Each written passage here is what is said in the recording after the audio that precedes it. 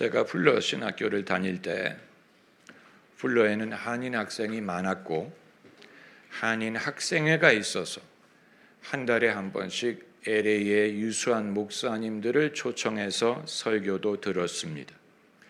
당시 LA에는 양대 산맥이라고 할 수 있는 두 개의 교회가 있었는데 하나는 동양선교교회고 하나는 나성영락교회였습니다.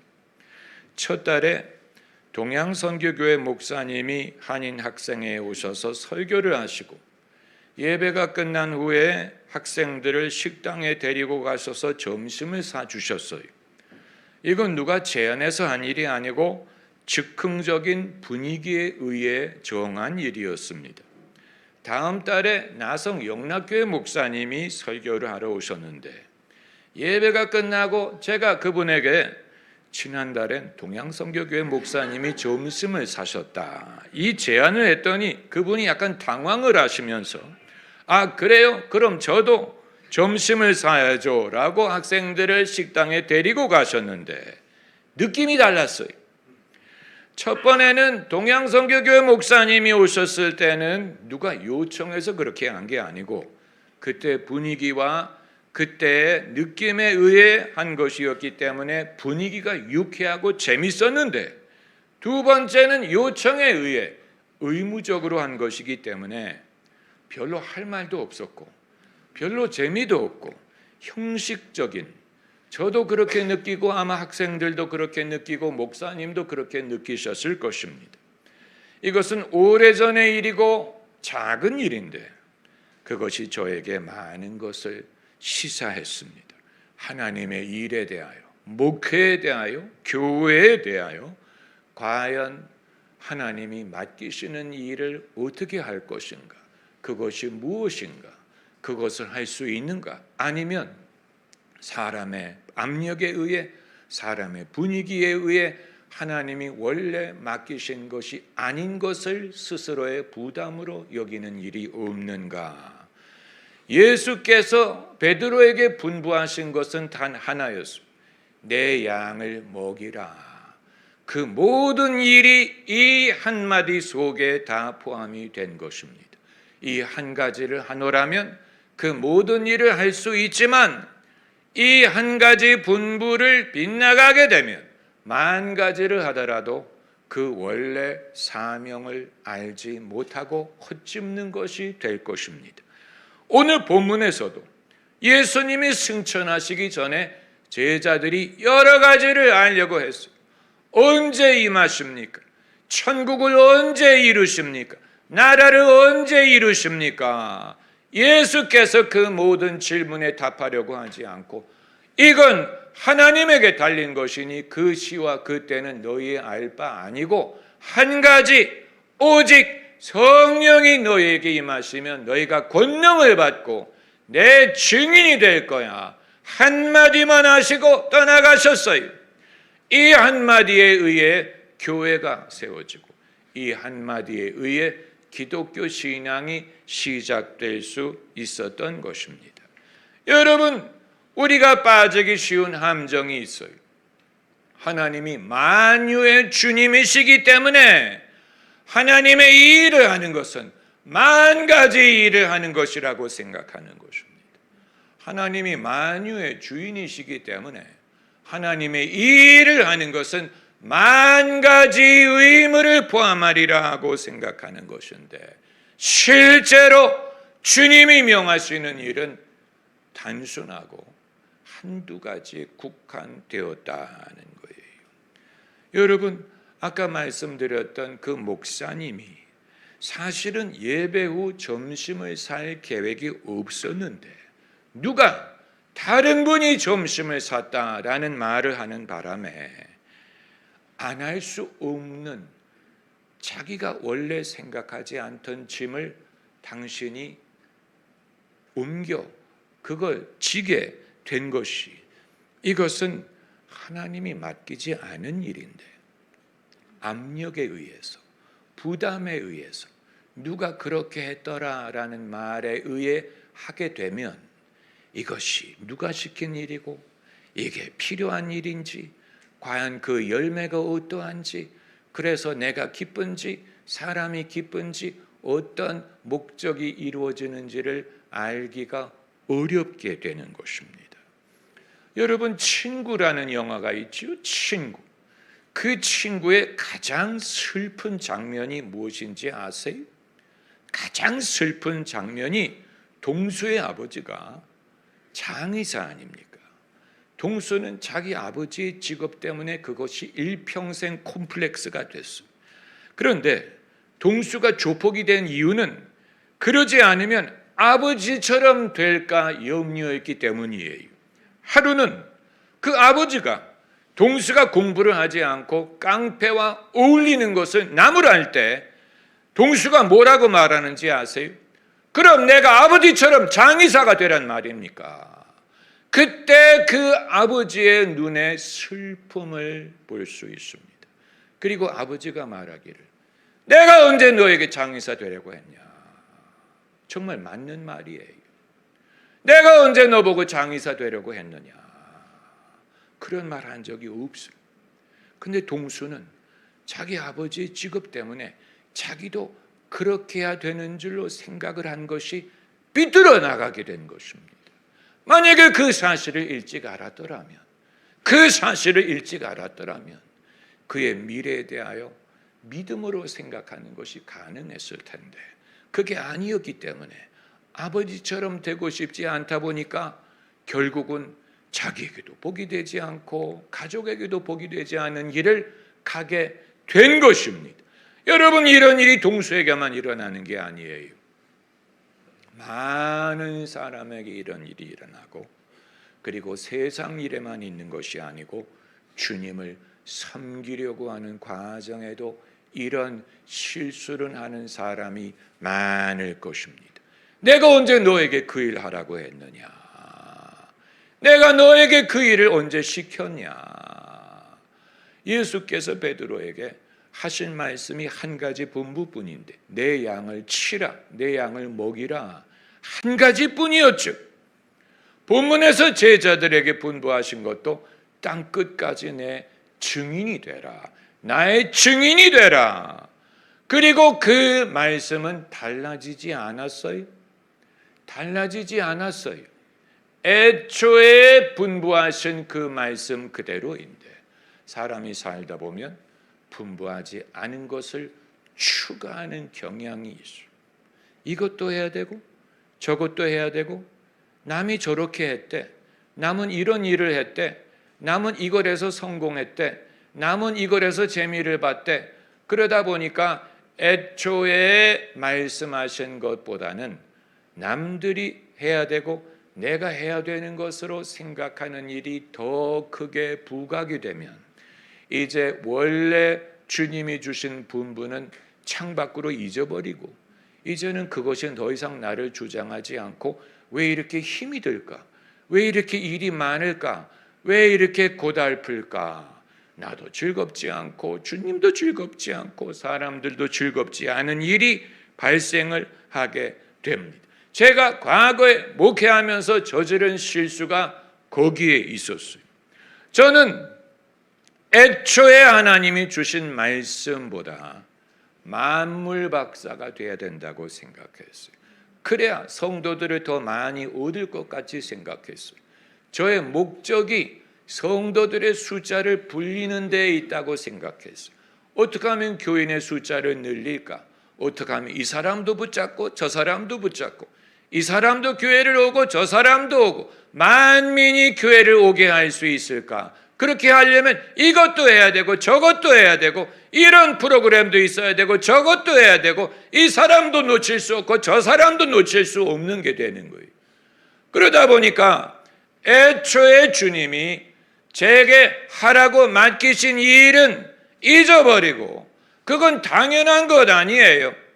그러나 다른 일을 해야 된다고 생각을 하다 보니까 애초에 주신 은사도 믿지 못하고 애초부터 제가 하기 좋아했던 일도 하려고 하지 않고 애초부터 잘할 수 있는 일을 당연하게 여기고 다른 일을 하려고 하다 보니까 원래부터 하지 못한 일을 의무적으로 하게 되고 저도 힘들고 성도들도 별로 은혜 받는 것 같지 않고, 그리고 원래 주신 사명으로부터 벗어나게 되니까 그 동기가 교인들을 늘리기 위한 것이었는데, 그렇다고 교인들의 숫자가 늘어나는 것 같지 않고 그 교회의 목적, 그 교회의 스타일, 그 교회의 사명이 희석되는 것을 경험을 해서, 만일 그때 제가 여기에 대한 확신을 가졌더라면 남들이 뭐라고 생각을 하든, 다른 사람이 무슨 일을 하든, 다른 교회가 어떤 일을 하든, 이건 내게 주신 은사고, 이건 내게 주신 은사고, 이건 내게 주신 일이야. 나는 그 이외의 일은 할 줄 몰라. 이 일을 위해 하나님이 나를 부르셨어. 이 일을 나는 잘할 수 있고, 이 일은 내가 재미있고 내가 기쁘고, 이 일이 나의 은사야, 부르심이야, 나는 이걸로 할 거야 라고 할 수 있었을 텐데, 여기에 대한 깨달음이 없다 보니까 아까 말씀드린 그 목사님처럼 애초에는 계획이 없었는데 아무개 목사님이 이렇게 했대요. 이 말을 듣고 그럼 나도 그렇게 해야지. 그러다 보니까 원래 하나님이 어떤 일을 하시는지, 이 일에 하나님이 어떤 방향으로 가시는지를 알지 못하게 되는 것입니다. 여러분, 안 해도 그만. 그 이외의 일은 안 해도 그만. 여러분, 이런 담대함을 우리가 가질 수 있습니까? 여러분에게는 이런 담대함이 있어요? 이런 담대함을 갖는 것은 믿음이 아니면 할 수 없는 일이고 상당히 배짱 있는 일이에요. 안 해도 그만이야. 하나님이 이렇게 말씀하시리라고 여러분 생각하십니까? 하나님 그렇게 말씀하실 거예요. 왜냐하면 해야 된다면 애초에 말씀하셨을 거 아니에요. 그렇잖아요. 만약에 이런 일, 저런 일, 이거 저거 해야 된다면 애초에 말씀하셨을 거예요. 베드로에게 내 양을 먹이라, 그리고 이것도 하고 저것도 해라, 그랬을 텐데 안 하셨잖아요. 다른 거 말씀하지 않았어요. 내 양을 먹이라고만 하셨어요. 이건 원래부터 말씀하신, 애초부터 사람을 낚는 어부가 된다고 하셨잖아요. 이 말씀, 일관적인 하나님의 지시, 일관적인 하나님의 지시, 일관적인, 도중에 바꾼 게 아니에요. 그러므로 이후에도 바꾸지 않아요. 여러분, 하나님이 이런 식으로 우리를 이끄신다는 것을 믿는다면 왜 우리가 수만 가지의 신경을 쓰고 수만 가지 때문에 우리의 담대함을 잃어버리고 수만 가지를 염려하느라고 신앙생활이 즐겁지 않고 무겁고 부담스럽고 힘들고 재미가 없게 되는 것입니까? 예수께서 내 짐은 가볍고 내 멍에는 쉽다고 말씀을 하셨는데, 만일 우리가 지고 있는 이 짐이 무거우면 그건 주님이 지어준 게 아니에요. 만약에 내가 지고 있는 멍에가 어려우면 그건 주님이 지어준 멍에가 아니에요. 그럼 누가 지어줬어요? 내가 스스로 진 거예요. 내가 스스로 무거운 짐을 진 거예요. 그리고 불평한 거, 왜 이렇게 무거울까? 왜 이렇게 힘들까? 여러분, 이건 많은 성도들에게 임하는 시험이라기보다는 오해, 실수. 제가 LA에서 섬겼던 교회 목사님 사모님께서 결혼하시기 전에, 목사님에게 결혼하시기 전에 이런 꿈을 꾸셨다고 했어요. 그때 그 목사님과 같이 길을 걷는 꿈이었는데 목사님이 계속 담배를 피우시더라는 거예요. 그래서 목사님이 왜 이렇게 담배를 피울까? 그랬더니 이제 그 꿈의 해석이 오기를 힘들어 하신다라는 뜻이었다. 힘들다는 것을 담배를 피는 걸, 그래 여러분 중에 혹시 담배 피시는 분은 인생이 힘들기 때문에 그래요. 인생이 힘든 것을 그것으로 표현하는 거예요. 그러니까 그 목사님 사모님도 당신이 결혼할 이 양반이 힘들어하면서 목회하는 것을 미리 알고 이제 내가 도와드려야지라는 그런 뜻으로 결혼을 하신 것 같은데, 그런데 그 이후에 제가 두고두고 생각하는 것은 그렇게 담배 피는 것처럼 힘들어하는 일을 못하러 하노?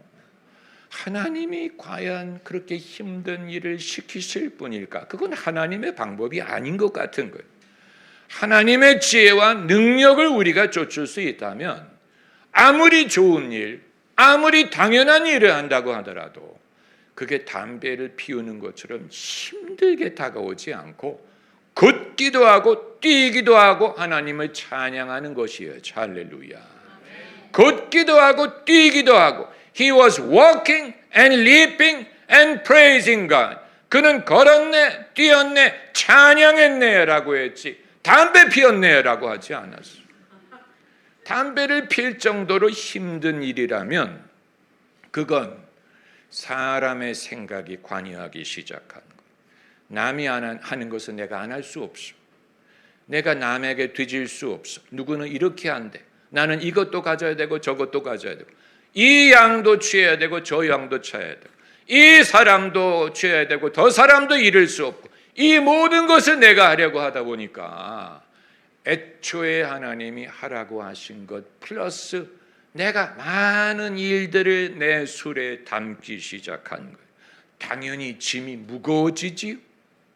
그러면서 마치 내가 주님을 위해 고생을 하는 것처럼 스스로 이건 주님을 위한 거야 라고 할 필요가 있느냐는 거예요. 주님은 그런 방식으로 일할 분이 아니에요. 그런 의미로 내 짐은 쉽고 내 짐은 가볍고 내 멍에는 쉽다. 할렐루야. 아멘. 여러분 이걸 믿는 게 오히려 더 큰 믿음이 필요한 거예요. 무거운 것을 지는 것보다 무겁지 않을 거야를 믿는 게 더 큰 믿음이 필요한, 이게 더 큰 믿음이 필요한, 주님을 신뢰하기 때문에 하는, 주님이 내게 맡기신 일, 애초부터 나를 감동하신 일, 내가 애초에 이 말씀을 듣고 기뻐서 쫓아갔던 일, 그게 주님이 내게 맡기신 일이에요. 그리고 하나님의 분부는 바뀌지 않습니다. 안 바꿉니다. 하나님의 은사와 부르심에는 후회함이 없느니라. 여러분 놀라운 것입니다. 여러분 주님이 맡기신 일은 영적으로 집중된 일이에요. 오늘 본문에서 예수께서 성령을 아주 불가피한 사건으로 결부시키신 거예요. 성령이 임하시면 영적인 일을 우리에게 맡기십니다. 성령으로 말미암는 일, 성령을 받은 후에 가능한 일, 성령으로 가능하게 한 일, 영적인 일을 우리에게 맡기셨어요. 여러분, 남들은 성령을 못 받아서 야단이에요. 성령을 못 받아서 야단이에요. 성령 받은 사람을 신기해하고 부러워해요. 그런데 정작 성령을 받은 사람은 이건 당연한 거고, 이건 당연한 거고, 그 이외의 일을 해야 되잖아. 그 이외의 서비스를 제공해야 된다고 그게 생각의 올무예요.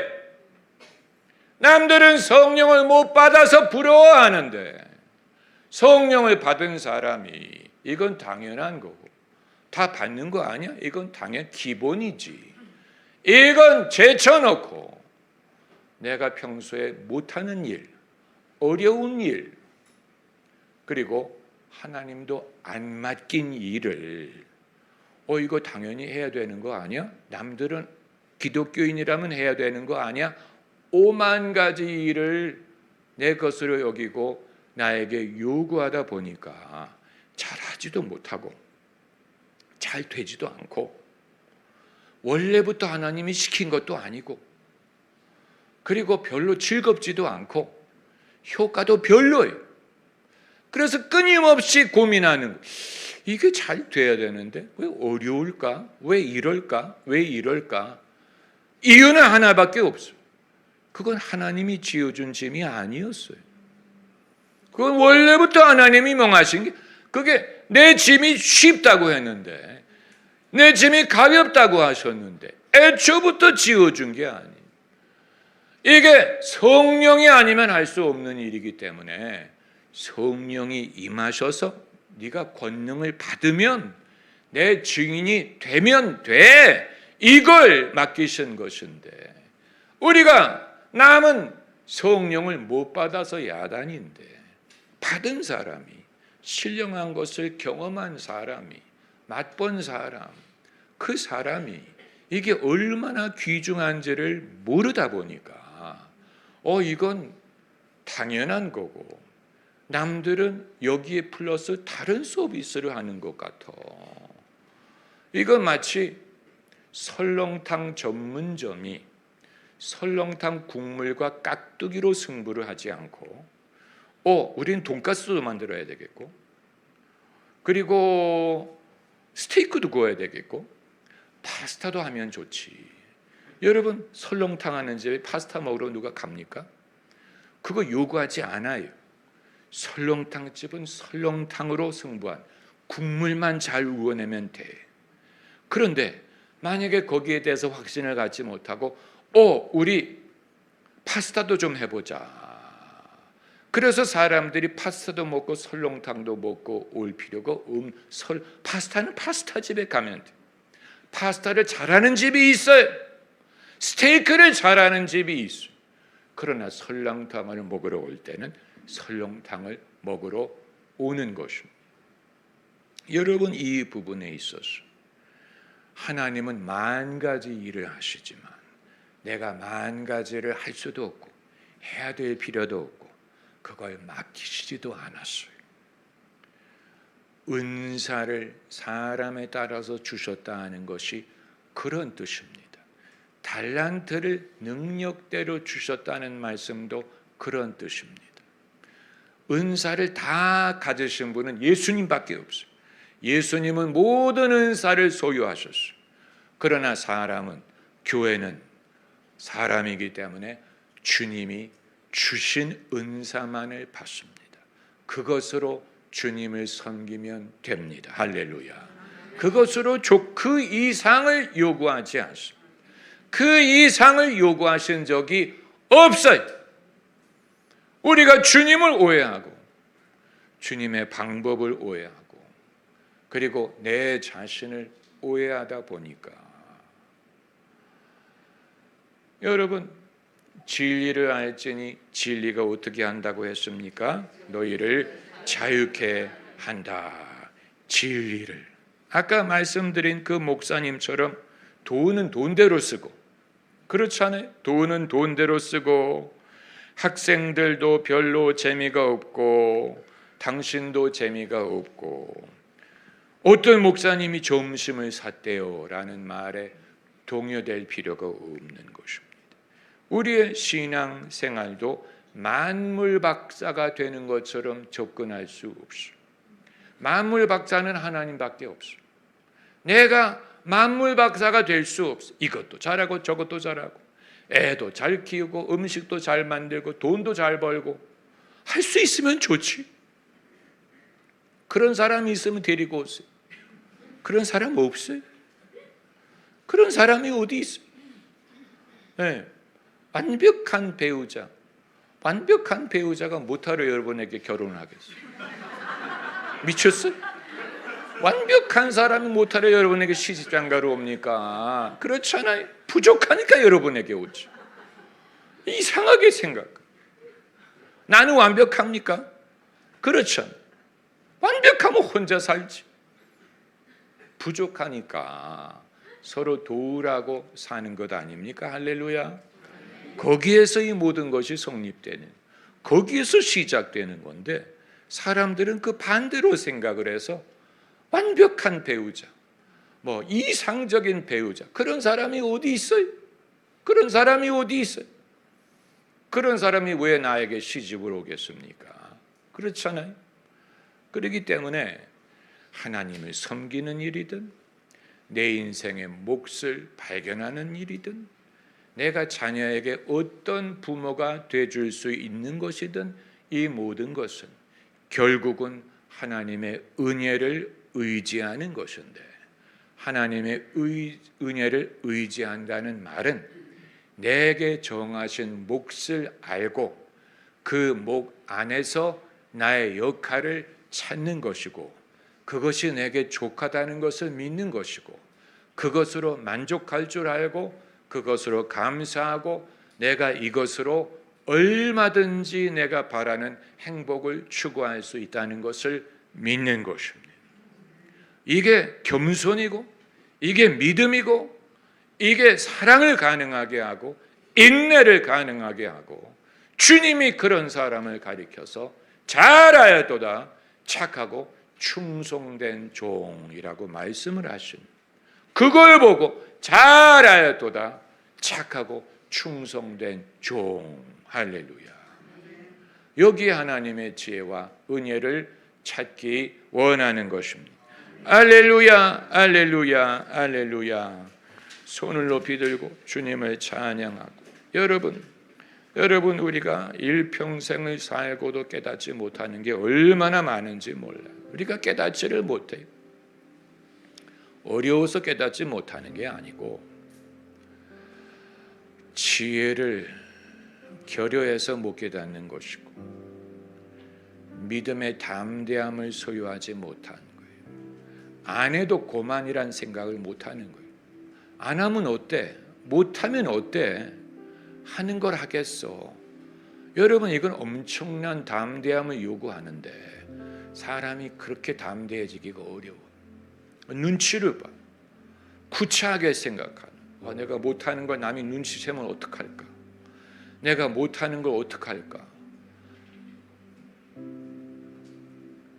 할 수 있는 것을 할 것입니다.